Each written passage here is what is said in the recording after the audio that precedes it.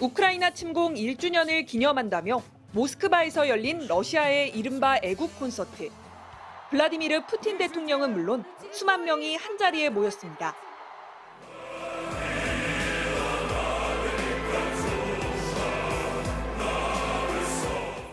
우크라이나 남부 마리우폴에서 현지 어린이 367명을 구출했다며 유리 가가린이라는 병사가 소개됩니다. 동생의 손을 잡고 무대에 오른 15살 우크라이나 소녀 안나 나우멘코가 대표로 감사 인사를 건넸습니다. Спасибо дяде Юрию за то, что он меня, мою сестру и сотни тысяч детей спас с Мариуполя. 안나 자매는 전쟁 초기인 지난해 4월 어머니를 잃었습니다. 안나 가족은 공습을 피해 공공기관과 문화센터 지하실을 옮겨 다녔는데 안나의 어머니는 굶주림과 추위에 시달리던 자매를 챙기려 잠시 외출을 했다. 러시아군의 포격에 숨진 것으로 전해졌습니다. 안나 자매 외에도 같은 마을에 살던 아이들이 이번 애국 콘서트 무대에 올랐는데 모두 러시아의 침공이 없었다면 집과 가족을 잃지 않았을 아이들이었습니다. 외신들은 이웃들이 마리우폴 아이들은 배우가 아니다. 충격과 분노를 넘어 혐오감이 든다고 말했다고 전했습니다. 러시아군은 당시 남부 요충지인 마리우폴을 점령하기 위해 도시가 초토화되도록 폭격을 퍼부었습니다. 푸틴 대통령은 러시아 장병들이 영웅적으로 용기 있게 싸우고 있다고 거듭 치켜세웠습니다. 그리고 침공 1년이 지난 지금도 전쟁을 멈출 생각이 없음을 분명히 하고 있습니다. 파리에서 MBC 뉴스 조명아입니다. 우크라이나 전쟁이 시작된 지 1년이 지났습니다. 미국이 러시아에 대한 광범위한 제재 조치를 발표했는데 특히 러시아를 지원하는 제3자 국가들까지 제재 대상에 포함시켰습니다. 여기에 EU도 러시아에 대한 10번째 제재안을 오늘 내놨는데요. 이렇게 서방을 비롯해 전 세계가 종전을 원하고 있지만 좀처럼 출구가 보이지 않는 이유가 뭘까요? 권희진 기자가 짚어봤습니다. 러시아군의 미사일 공격을 받은 마을은 폐허가 됐습니다. 가까스로 살아남았어도 살아갈 방법이 보이지 않습니다. Словно просто. 68 год прожил, а теперь хоть под забор. 러시아에서 태어난 아들은 침략에 동원돼 목숨을 잃었습니다.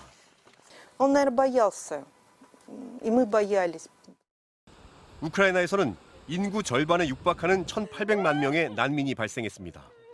재건하려면 1조 달러, 1,300조 원의 천문학적 비용으로도 불충분하다는 추산이 나옵니다. 미국은 우크라이나에 무기를 지원하고 있지만 동시에 많은 것을 얻었습니다. 러시아와 유럽은 에너지 등 경제적인 협력을 할 수 없게 됐고 전쟁의 공포를 실감한 유럽은 미국에게 고분고분해졌습니다.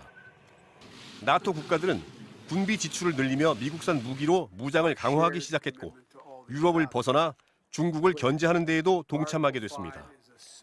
미국은 이쯤에서 전쟁을 끝내고 싶어 합니다.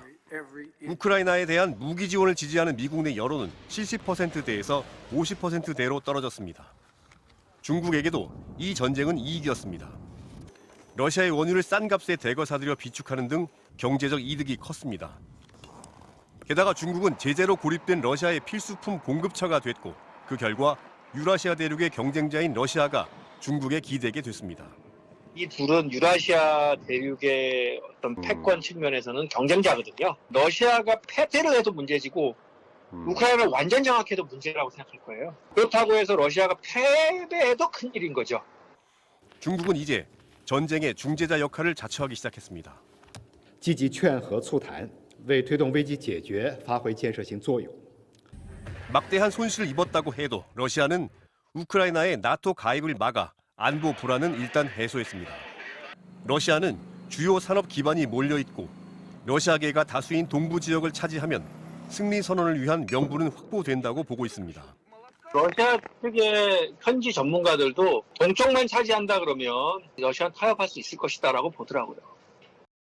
동부 전선에서 치열한 전투를 벌이고 있는 우크라이나는 전쟁을 멈출 수 없습니다. 지금 전황에서 종전은 내년 대선을 앞둔 젤렌스키 대통령에겐 정치적 자살 행위나 마찬가지입니다. 이 때문에 미국도 종전의 명분을 찾지 못했고 동서 분단 같은 대안만 조금씩 거론됩니다.